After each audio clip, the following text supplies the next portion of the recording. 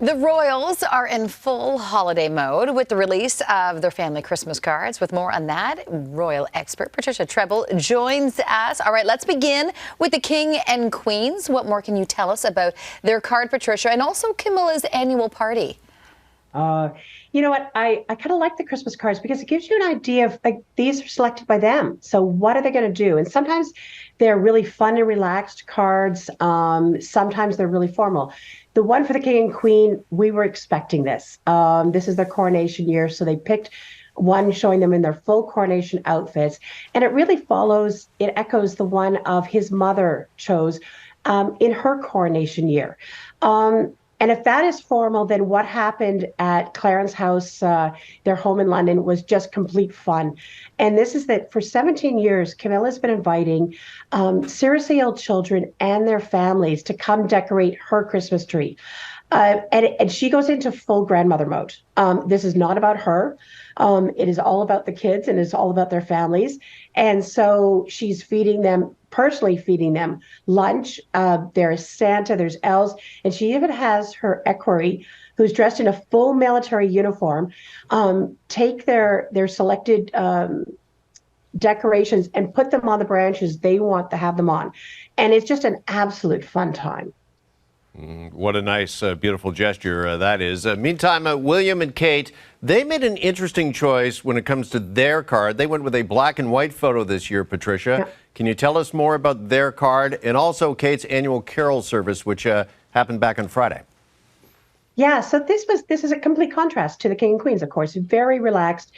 I'm going to say it's informal yet glam, and I think that has to do with the photographer. His name is Josh Schinner, and he has photographed a lot of celebs, done a lot of covers for big fashion magazines. And I think it shows, can we just talk about the kids, like how much older they look even from the summertime, even from the coronation.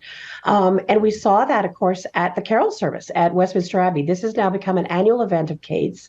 And she does it just simply highlight those who are helping others. And the theme this year was she invited people from across the country who had gone above and beyond in helping. And so not only was her entire family there, but a big extended part of the royal family. And it's all aired for TV. It'll be broadcast in Britain on Christmas Eve. Okay. All right.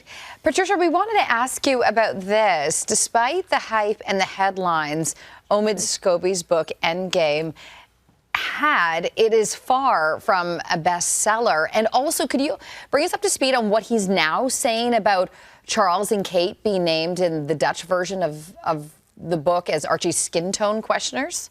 Yeah. So this is kind of one of those interesting things because you're waiting to see how well it does because there's been so much hype about it. I checked this morning on Amazon Canada list. It is now number 238. It has been falling steadily since it's released. It sold less than 10,000 copies in the US, 6,400 in Britain. And yeah, he finally broke his silence and he talked about kind of what happened. It was what we thought happened. An early version got to the Dutch publisher and got printed. A little bit vague as to how exactly that happened and how exactly those names got in. And it could be because there might be more issues ahead because the Dutch publisher, the minute he published this article, the Dutch publisher shot back at him and said what he had in his column was factually inaccurate. So I think we might be hearing more about this in the new year. All right. Meantime, there's been some significant legal developments regarding Prince Harry on a couple of fronts, Patricia, and they have to do with his demand for police security in the UK and also his defamation case against the Daily Mail. Can you bring us up to speed? Right. So if you remember catch your minds back to when they decided to leave in January 2020. And so what happened was his blanket security was reduced. And it was reduced to basically every time he's in Britain, his security level is decided on a case-by-case basis. And he is asking for a judicial review of that. He says it's unfair. And what happened last week was a 3-day hearing on that, most of it away from the public because there are security concerns, obviously. And at the same time, there was this defamation case. So he was suing the Mail because of an article they wrote about his security case. So it's getting very meta.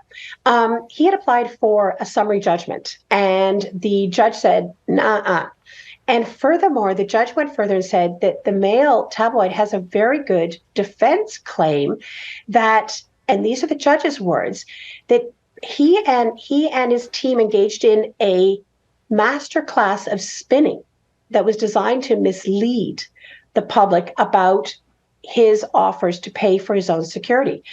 Not good news for him. If they don't settle, if he doesn't drop the case, it'll go to trial next year.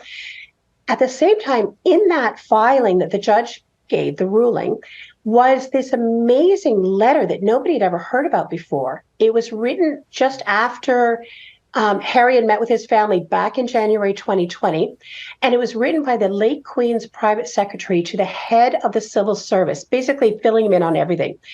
And in it, he says, the Queen and her family and her family's paramount importance is dealing with Harry's security, that it was of paramount importance with him. And that really cuts against his narrative that he's had for so long that his family just cut him off. So we'll see what happens with that. We shall. All right, we're going to have to leave it there, Patricia. Thank you so much. You're welcome.